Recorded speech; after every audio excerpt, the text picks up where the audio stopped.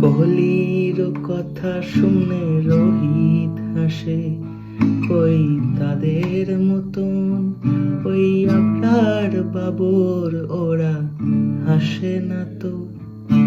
ম্যাচের পরে পিছনে আগুন লাগে, কই বারবার হারার পরেও ডায়লগ বাজিটা ওদের থামে না তো। পাড়ার গলিতে ওরা প্র্যাকটিস করে, আইসিসি ট্রফি ওরা হাত রে খোঁজে।